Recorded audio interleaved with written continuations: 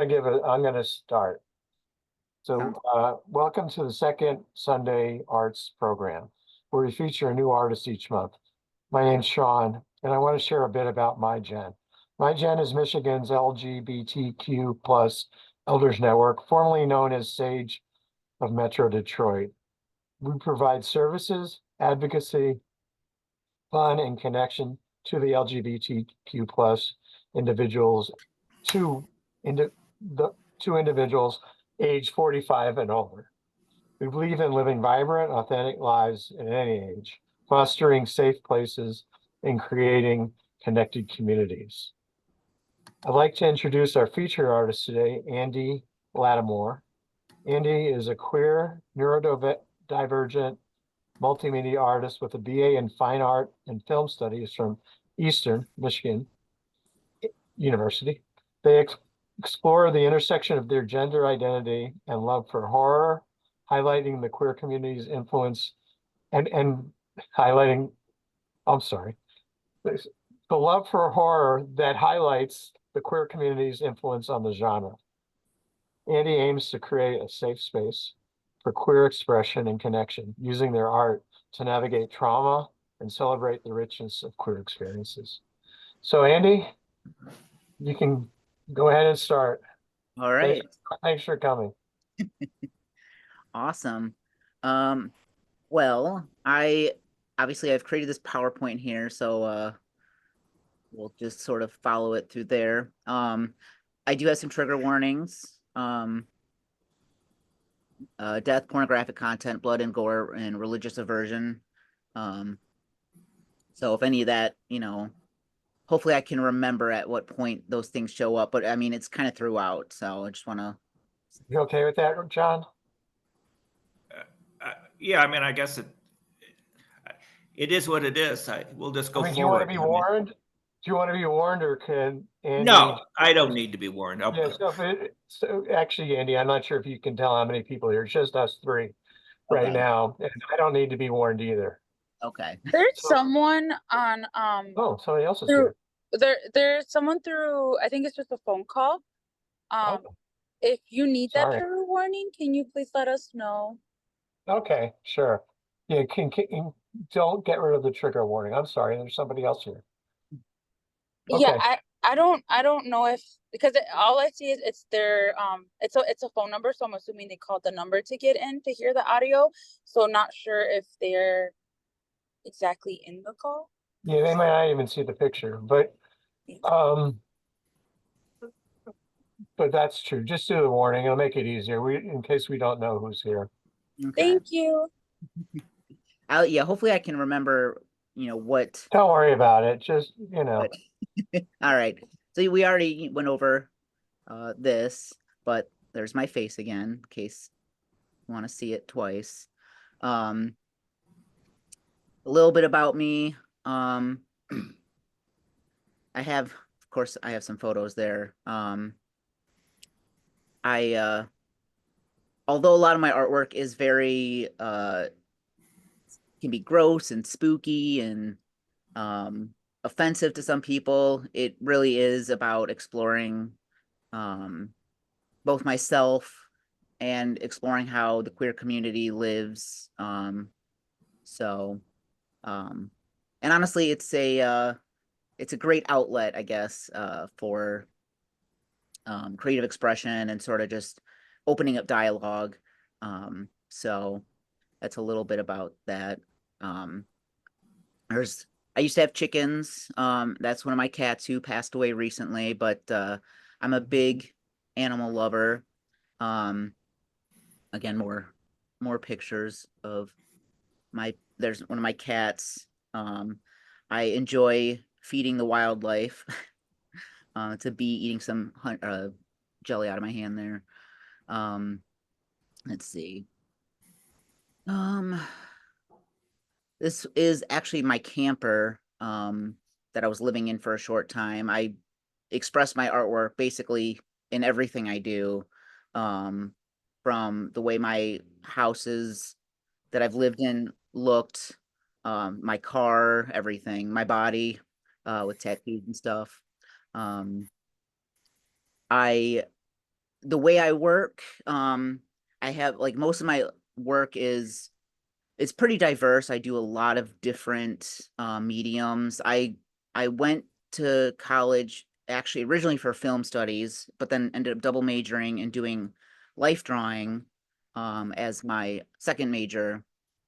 But I've done a lot of different mediums. I would say drawing is my main one, but I've jumped into a lot of other things, which I'll show you a bit. Um, and let's see. I don't want to like just read what I have here, so it's not necessarily important, but um, nature does have a large impact on my artwork. Nature's full of life and death, and you know, creation, renewal, and whatnot. Obviously, that's sort of a human experience, and then I have like the fantasy side of things for me. So like monsters. That's what I love about horror. Is you can sort of just come up with anything, sci-fi, fantasy. You can come up with anything and use it as sort of a vehicle to explore um, queerness and just humanness. Um, so a lot of that, it all sort of my work tends to sort of jump genres and mix with genres and styles and all sorts of things. Um, I do I don't have a camera like I used to, but I do still enjoy a lot of nature photography. I'll go out on walks with my phone and take photos of insects and flowers and things that I see. I've also done workshops, and I've worked as an artist, both on my own as like a entrepreneur, but also worked at Painting with a Twist.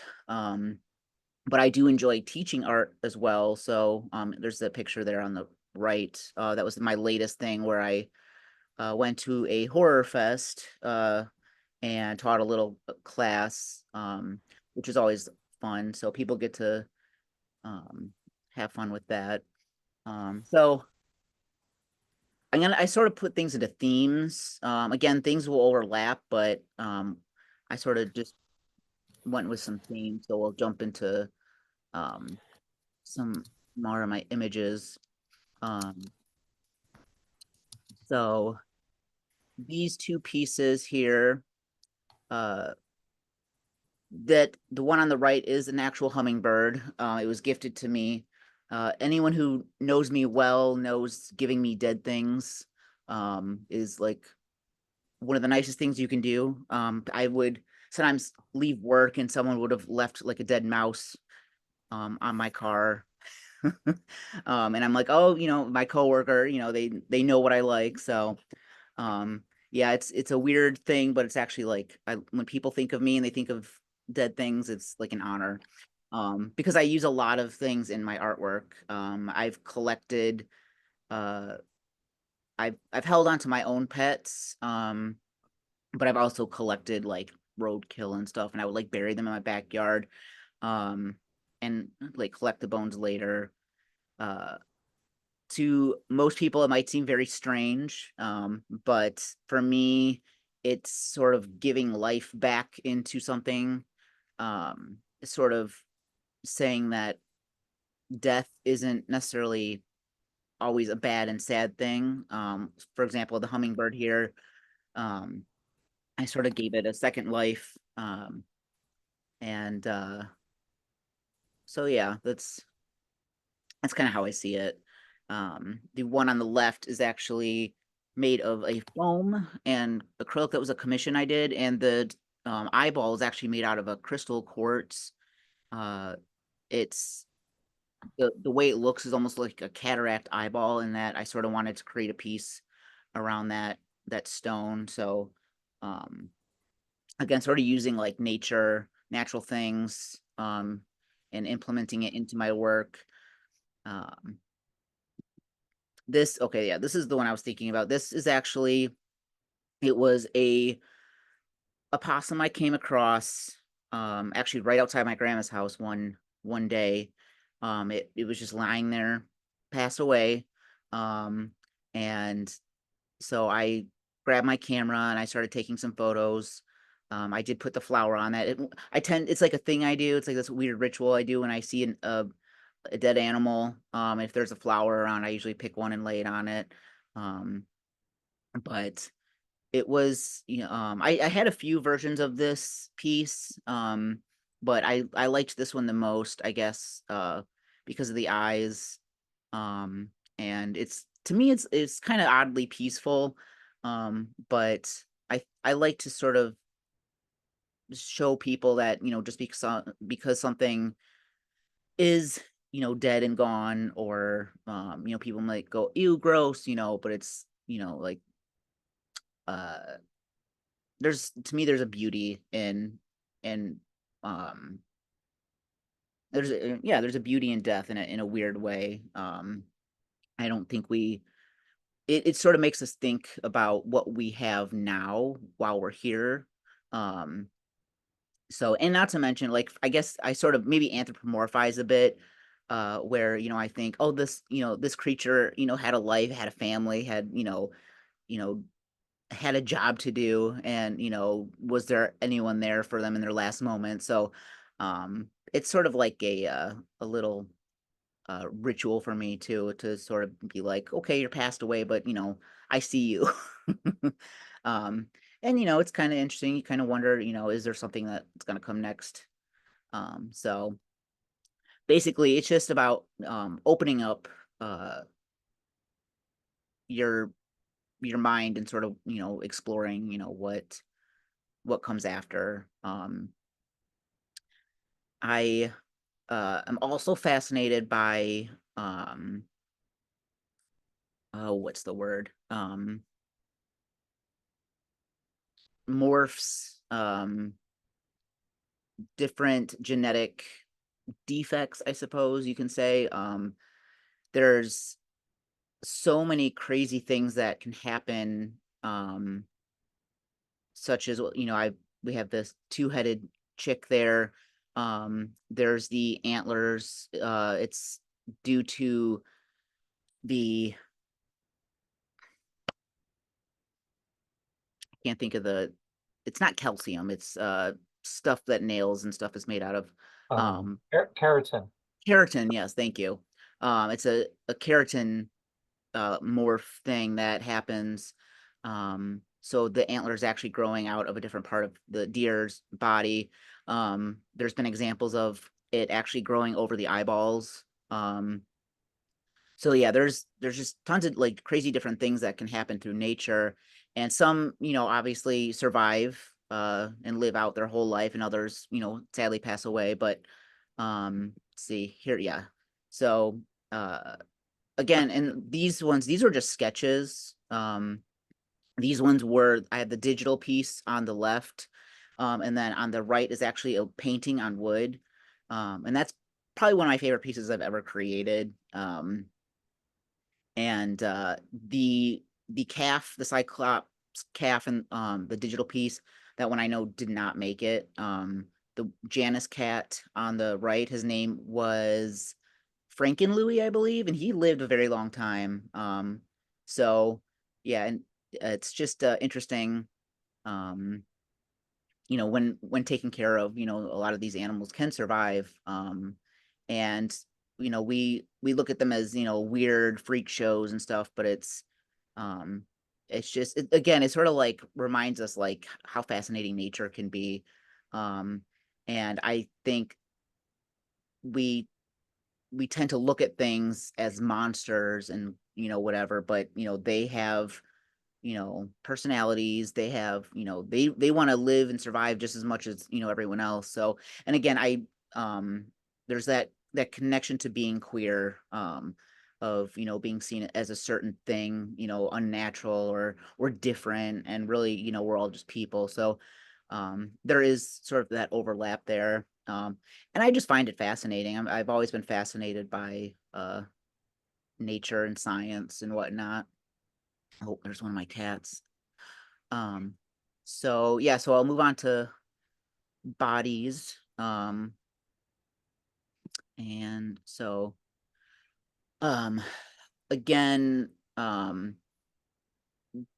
being queer obviously has a lot to do with the body, the way we're perceived physically, visually. And I like to explore that. I also with like gender and sexuality, again, that has a lot to do with the body. A lot of the stuff I do is just fun, but I also like to sort of sneak in little points. I uh I do have, well, I'll get to it, but I'll start with these. I my degree was in life drawing, so I really enjoy studying the human body in general. But of course, I love creepy things, so I always have to make it spooky. But this piece, they're both digital pieces. The one on the left is based off of Sailor Jerry tattoos. I've always been intrigued by his style. And there was a piece, I believe she was holding like an American flag. And so I ended up taking that piece and making it spooky. And sort of making my own version of it. The one on the right, just random. I just felt like drawing, and that's what happened. And so that happens a lot. That's how a lot of my work does tend to happen. I just I'll just get an idea, I'll sit down, or I'll see a material or something, I'll pick it up and just start working on it. I get like the pinup style. I've always loved the pinup style.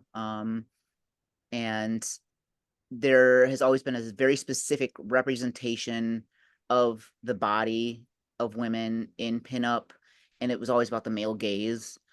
So when I do pinup, I like to sort of have more fun with it, sort of twist it up.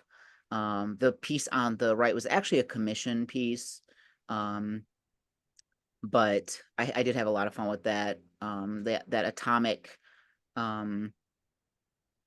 style. I can't remember what decade that was, but I'm very fond of that style. The piece on the left is just it's a mixed media drawing. It falls in line a lot with the like animals that I draw. Doing the just making things that are disgusting and spooky, especially with the human body, because again, there's a lot you can talk about between how queer people are perceived as monsters and whatnot, and less than human in a lot of ways. And I also just have I apologize for the noise in the background. That's my cat using the litter box. We can't hear it. Okay, I can hear it. It's driving me nuts. Oh, Um, it's good. but yeah, so um, yeah, I find exploring the grotesque, I guess, to be really interesting from a visual standpoint, but also a lot of the meaning that comes behind it. Um, I and I will say that's not a real taxidermy human. Okay, good. Yes. Um, and it was the weirdest thing trying to, it was actually for a friend of mine was doing a music video, and they wanted a taxidermy human. It's actually the girlfriend of one of the band members, and she was wonderful. She was able to sit so still for doing that. And I had never done, I enjoy doing makeup, especially non-traditional makeup, I guess. So typically more theatrical or spooky makeup. And so it was a very strange experience trying to figure out what the heck a taxidermy human would look like. I had to do some weird Googling. But I uh I did that piece, and I loved it. It was one of my favorite pieces to do. And I have a tendency to take things that I like to say I'm sort of like the MacGyver of of materials at times. I ended up using rolled up bits of toilet paper and painting them with a thick makeup and putting them across her eyes and mouth to make it look like glue. So I have a lot of fun sort of having to come up with ways to get something done with what I have in front of me. I also like to upcycle as much as I can. So a lot of pieces that I'll do, if I can help it, I try to recycle and reuse instead of buying new materials. Usually the only new materials I buy are like paints or paintbrushes, pencils. The piece on the right is all pretty much upcycled things. I took I had an old frame, which it's sitting on, and then I had a little vampire Halloween decoration that I sort of tore up and repainted. And then I collect a lot of dead things, so I had plenty of bones, and I had that raccoon.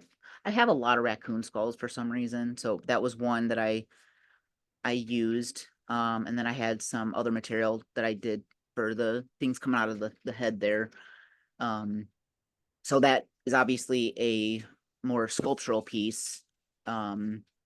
So that's something I tend to just I'm never expecting to create the piece. I'll just have material sitting out and I'll look at them and go, oh, I want to see what I come up with. So again, I have a very diverse type of way of working on the monsters. These are paintings. One is watercolor on the right, and the other one on the left is acrylic.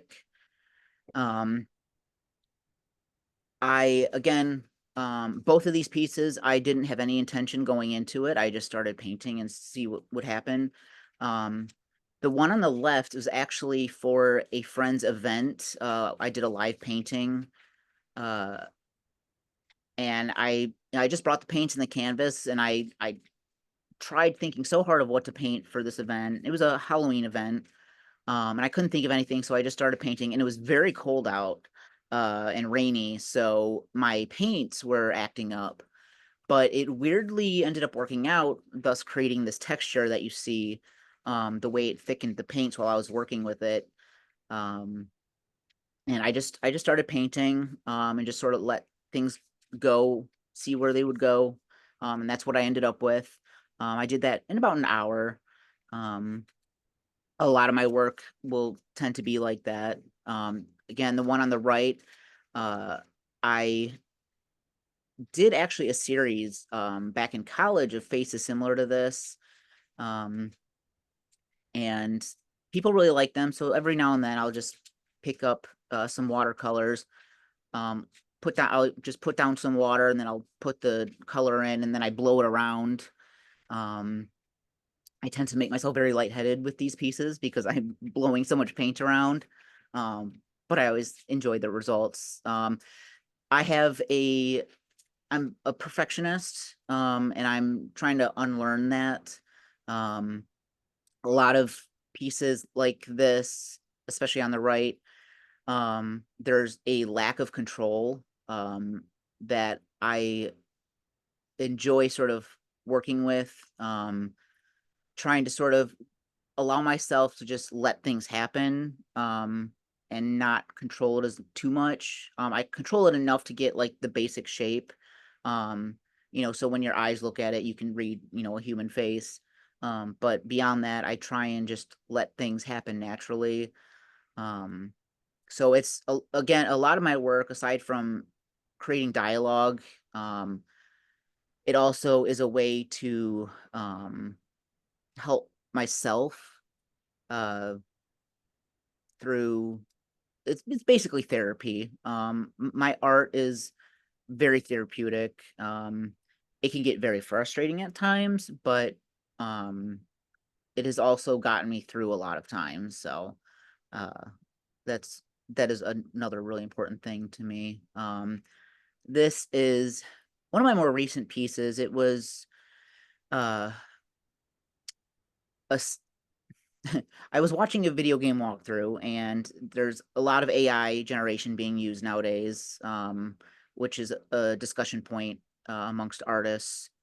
But this game had a lot of AI usage in it, and there were photos in this game, and there was one of these spooky faces that was, again, it was created by AI, and I was like, I like this concept. I want to take it and do my own version.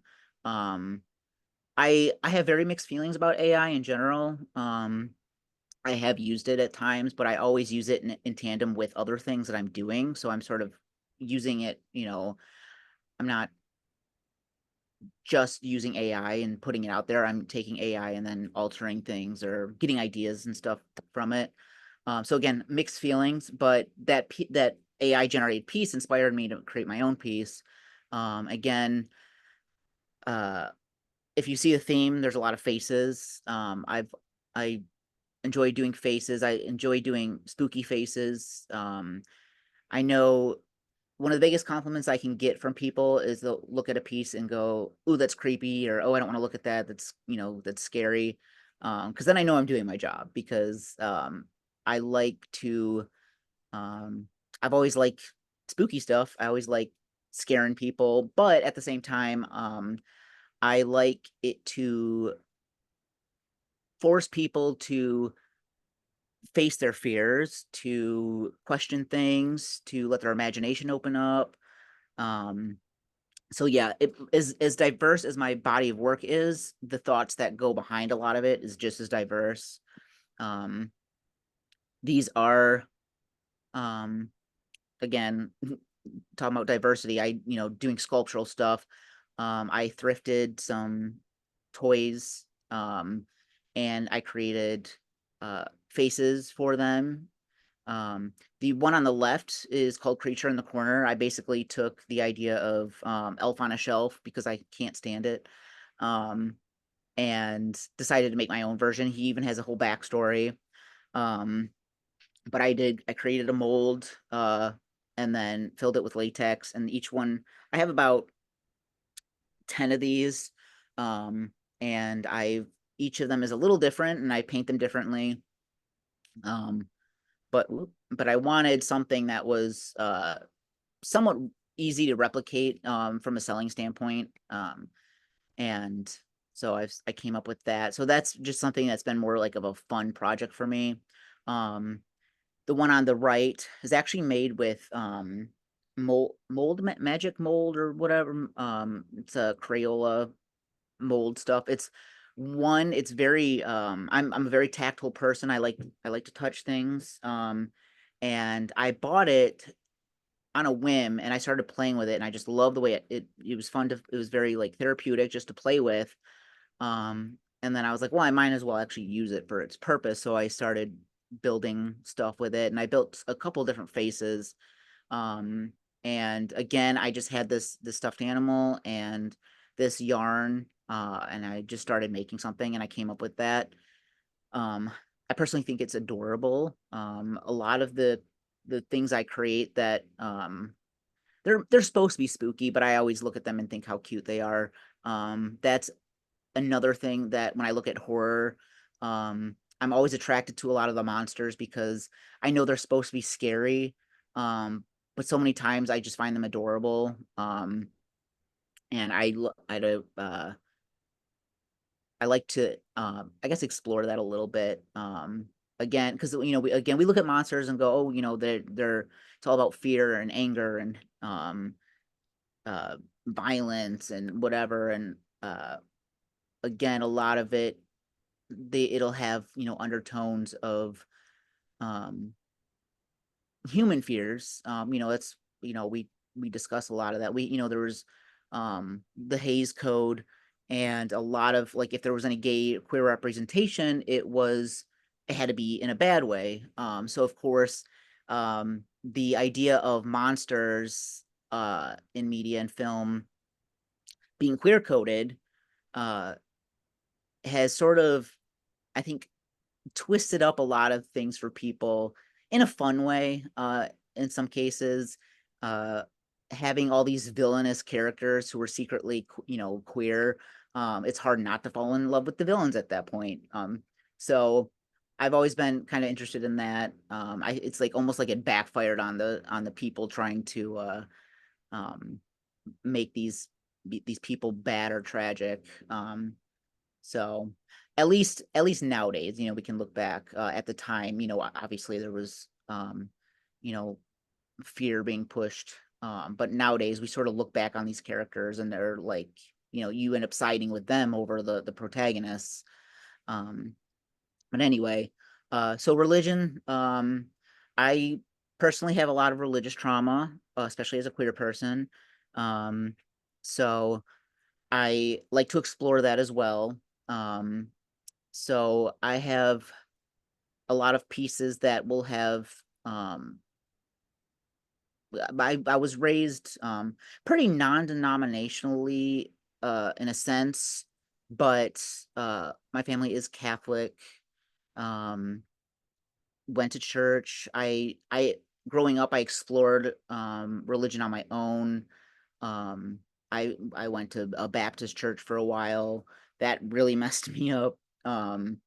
And I, you know, yeah, I explored a lot of things. And then I explored things like um pagan uh like witchcraft and whatnot, or Buddhism. Um so I personally identify myself as spiritual. I believe that everything's connected. Science, we're all made up of the same atoms and whatnot. So I am spiritual. I do lean more towards pagan sides. I actually behind me have a little altar. Um, but I don't really actively practice much, but um I find it all to be very fascinating from multiple standpoints, culturally, you know, existentially, whatnot. But and the ideas behind a lot of religion, the rituals and whatnot, and the origins and how things are overlap. Um, so I tend to explore that. Again, the piece on the left, it was actually a sketch, and then I did a little bit of digital overlap. The piece on the right is a very old piece, but I for a while I was thrifting um statues and stuff, and this one actually came with the head missing, and so I thought I'd have some fun with that. Um, uh, the piece on the left here is paper cutouts, which I really have fun doing. I don't do it enough, but I always love how that comes out. Um, so I have that piece, and then the piece on the right is actually from college. It's a screen print. It is, I believe, 8 layers. It was a very difficult piece to do because of the amount of layers. Ended up working in my favor because the very last layer, which is her leather, it got warped on the paper, but it actually made it kind of look more leathery. Um, and again, religion for me has a lot of sexual repression. Um, I mean, there were lesbian nuns. I mean, that was a very big thing. So I do, and having a Catholic background, I do enjoy working with that idea. Um, Also, again, the body, uh, the body is this sacred thing, that it's your temple or whatever. But I think everyone's idea of that is different. For me, my body is my temple, and that's why I cover it in tattoos and have piercings. So it's that's my interpretation. So, but also sexuality.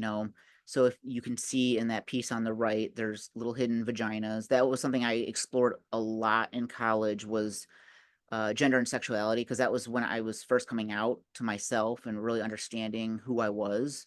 Um, and uh, Sex in general was something that was really never discussed to me, and something I was afraid of.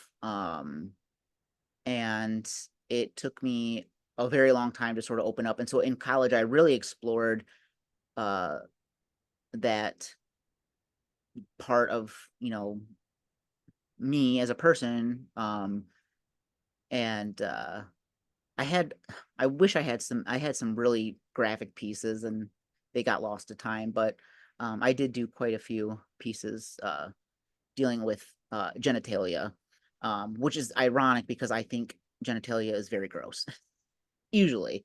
Um, Andy, we got about 5 minutes left for your presentation, if that's okay. I think this is my last bit here, so But yep, queerness should be my last bit. So yeah, this is the super old pieces, but I just wanted to show a little bit of my past, I guess. This was done for college. Again, I was really exploring queerness. My friend is in the top left there, and he did drag for that piece. For me, I'm on the right there. At the time, I was definitely exploring my gender. So you know, and I find noir is really interesting to me. And like the classic horror movies and whatnot. So I did I explored that a bit. And again, I had done film studies for school, but there's a lot of queerness in noir that isn't acknowledged, especially like the femme fatale and all that. So I always found that interesting. This is um just another example of my diverse types of media that I like to do. This is a print. Um, and again, the use of the word queer is very important to me because it does have a lot of negative connotations from the past, and it's sort of my generation has been taking that word back. And so I like to use it in my work because the word queer, um, as it's used now versus how it was used to describe things that were weird or whatnot, which really fits with the horror genre, the sci-fi genre and whatnot. So I like that word on many levels. These are some recent digital pieces. A lot of the stuff I do that's like this is meant for me to sell as like stickers and stuff, because I'm really trying to push my business more into the queer and horror collaboration, because there's a lot of people out there who it's very niche, but it's like there are a lot of people out there who um, identify with the queer and horror community together. So I have a lot of fun making pieces like this. This is, I think, yeah, this is my last piece. Again, it's a digital piece. I've made stickers out of it. It's one of my favorite pieces because it's it's simple, but it's to the point. I basically it's my motto, creepy and queer. It's kind of what I live by at this point. It's the saying for my business, but it's also like I had a pair of glasses, I had it printed on the side, but it's basically me in a nutshell. They say, "Oh, don't make it your personality," but I was like, "Why not?" So, yeah. So that's just a final piece there. And of course, I got to, throw in my social media spiel there. So I am on different social media. Um, and yeah, that's me. That's my art. that's really great. I'm amazed at how diverse your work is, but how successful it is in each category or each medium that you use. It's really impressive. I appreciate that. Yeah, You are talented. Yeah, You are talented. very Like, if talented. I could, 1 second, because you are talented. Yeah, that's that's something that I am trying to work on is accepting praise. I'm, I when people say that I'm good at something, like I'm like, no, I'm not. Like I'm whatever. I'm trying to get better at that. I'm trying to, if someone says they like something I've done, I try and be like, okay, they like what I did. It's a compliment. Take it. Don't, don't beat yourself up. It's so You are talented. Yeah, I mean, that part of the being queer is having the ability to uniquely or, individually express yourself.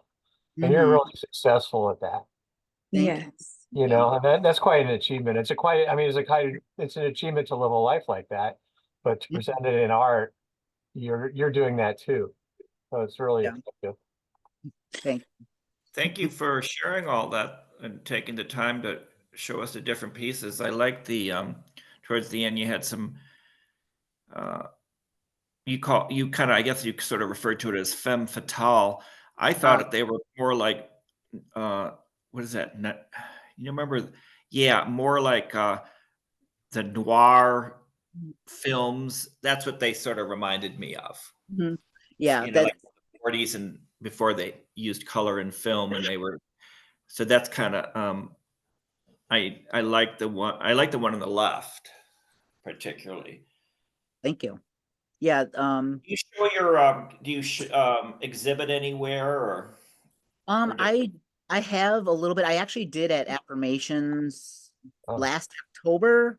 when And they had all the artists or different no, craft? that was separate. I did actually want to do that. I wasn't able to get in. But no, I did my own. I had the whole wall up of some of my pieces. It was up there for the month of October or November of last year. But I do opportunity pops up, I do try to exhibit. I mostly do conventions, usually horror conventions. The last one I just did was haunted yard sale in Westland. And then I did one before that out in Belleville. So that's usually where I'm seen aside from like social media. Um, but yeah, it just sort of depends on opportunity and money that I have to be able to, because conventions cost money. So yeah. yeah. Going And, back to, oh, go ahead. oh, go ahead, Sylvie. Hopefully my dog does not start squeaking that toy. But I wanted to ask, going back to your religion portion of it, um, how did you come up with the idea? First, like, was that like a part? I guess the question is, was that a form of healing? Like, did you heal through your art Oh and the yeah. religious trauma? Oh, absolutely. It's And definitely. Oh, go yeah, ahead. no, go ahead. No, yeah, it's definitely, like I said before, my art is therapeutic. And it's definitely a way for me to explore that side of life in general, and that side of me growing up surrounded by uh that suppression, I guess. I would have to say that my favorite art piece is the stripper nun. Yeah. Yes. The next question to it is, do you ever get freaked out when your friends like randomly just leave like a dead animal? Oh no, absolutely No. not. No, if someone has left me something that's dead, I get so excited because I know that that person knows me well enough and what I like. I actually, this was literally like 3 days ago. My friend sent me a picture of a dead squirrel, and I was like, "Ah, I wish I could have that." And she was like, "Yeah, I would have taken it for you, but I know you don't have any space for it right now." And I was like, "She knows me too well." So yeah, I don't get free. Anytime I see something dead, I get really excited. I'm like, how can I use this in an art piece? Andy, I noticed, particularly in the beginning of your presentation, you use the word weird a lot, and you sort of use it guiltily, it seems like you're Weird. weird, the word weird, yeah, to describe what you're doing and stuff. And you seem to feel, I don't know, express it with a little, not guilt, apologetically. And Um, and I'm just wondering, like the whole weird thing, you actually do you think it's a combination, or do you think is it a natural appeal to the weird for you that you're interested in, or do you think you like it because it's a corruption of civilization, or society, and that's appealing. You know, I think it's a mix of things, and I think it depends on the context. Because I have all like growing up, I was always the weird kid, and there were times where it benefited me, and were times it didn't. Um, so yeah, weirdness in general, I think it's very two-sided. Um, so yeah, Yeah. it's I guess it's contextual. But I think again, you know, growing up and like sort of exploring all this stuff, exploring weirdness and queerness and all that, it's been a learning journey. So like where I'm at now in life is obviously very different from where I was. Um, so yeah, it's sort of evolved, I guess, is what I'm Yeah. saying. And did you, I don't know if it's the word being uncomfortable, but you know, there as queers, right? We enjoy being individuals, I guess, or imperfect or not like other people. But Mhm. but there's sort of a line between being queer and being a monster, Mhm. and comparing us to monsters. Is, does that make you nervous? Well, and that's why I've liked to explore it, because we've been seen as less than human for so long. Yeah. Um, and kind of like the word queer, sort of uh you know, having this negative connotation, and then let me take that and make it something good or better or celebratory. So you know, people might look at monsters and go, "Ooh, you know, gross, that's scary, I hate it, you know, kill it." Um, which is what people have been doing to queer people for super long time.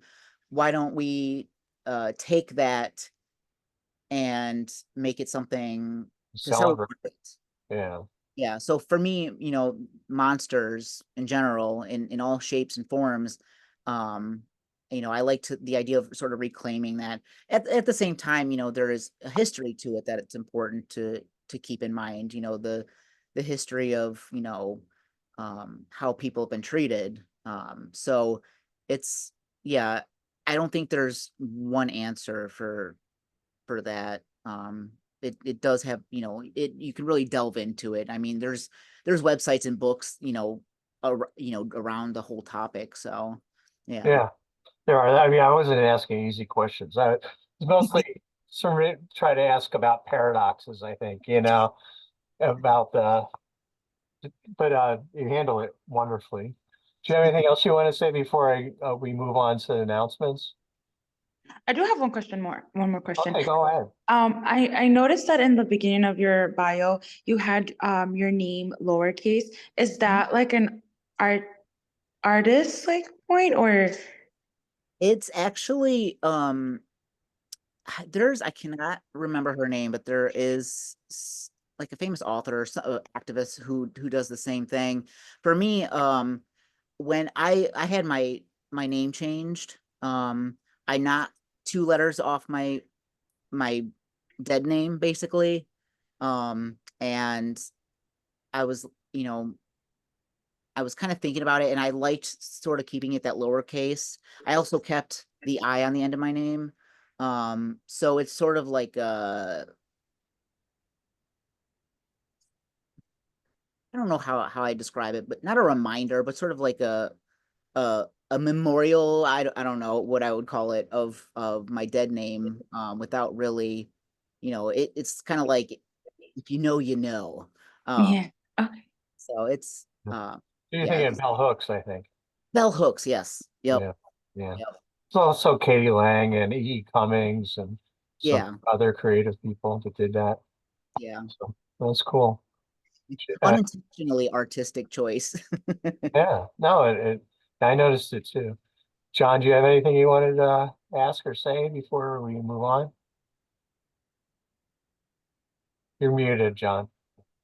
Yeah, I was gonna say, I just kind of, I kind of liked what you said about the taking the picture. At first, when you had the pictures of the animals and stuff that you had found deceased, and I thought, that's kind of strange. But then I thought, but then when you described how you were giving acknowledgement to their life and kind of um, giving them that made a lot of sense and it resonated. So I kind of like that, like, because you're giving them a what remembrance in a sense. So Yeah. Yeah, and that's been basically that reaction you had is the reaction I get from most people. So I always I like it because I hope that it sort of can make people look at things a little differently next time and be a little more thoughtful, mindful, and so yeah, I just do it in a very weird way. Out of all the pieces, which one takes like, because I seen different types of art that you demonstrated with us, which category takes the longest? That's a good question. Maybe sculptural stuff, just because there's a lot of drying time and I am so impatient. But I mean, I've always been a relatively quick worker. I can knock out a piece in 20 minutes if I have to. But sometimes I do a piece, I don't like it, or I get distracted and it'll sit there for 2 years and I'll come back to it and finish it. So, but I would say maybe my sculptural stuff takes the longest, just from the standpoint of the material I'm using. Also, you did mention that you have, or unless I misunderstood, that you have multiple pieces of these two? The one on the left, I do have, I've sold a few of them, but yeah, I have multiple versions. They have different bodies and different colored faces. I would love to connect and get and like buy off one of them because I really want the one. I was specifically asking for the one on the left. I think I have him still. I'm pretty It sure. doesn't have to be that color either. But it that is a very, very, very dope. I art. think, yeah, creature in the corner, and he's got actually little backstories and everything. So Wow. actually, here's one of the faces here. I'm literally sitting next to like my entire art studio. So, but yeah, no, I can definitely send you some photos of those guys, and you can pick one out. Cool. I'm going to do a quick version of the upcoming events because we're running short in time and we don't have a huge crowd. So, a few things coming up with MiGen. One is the virtual book club. And Annie, I know you were saying that you're part of that. Oh, good. Here we go. Now you can see this. And you were saying that the next book that you're reading is called Light from Uncommon Stars by Rika Aoki.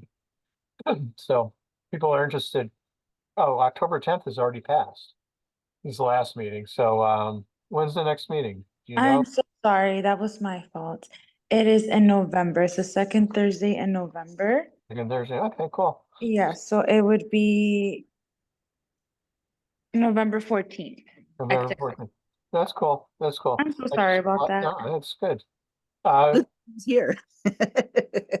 yeah, so if you're interested in that, you just go online. It's a Zoom meeting, the virtual one. Are they still meeting in person at a different meeting? Different? No, so that one for now, due to like low attendance, we Yeah. don't have the in-person anymore. Okay, cool. So just go online and to the website for MiGen and look for the virtual book club link. It's a lot of fun. Yeah, sounds like it. Then there's the Downriver Sip and Chat that's going to be occurring at Cocoa Brew Company. It's downriver, like I said, it's downriver. It's a cozy meetup for LGBTQ plus adults to connect and share experiences. Enjoy coffee and great conversation in a welcoming, inclusive space. And that's October 14th. When is that? On Monday. That's This Monday. Monday. Yeah, so it's Monday from 1 to 3 in Wyandotte. And you can register for that also, the Downriver Sip and Chat. You want to say something?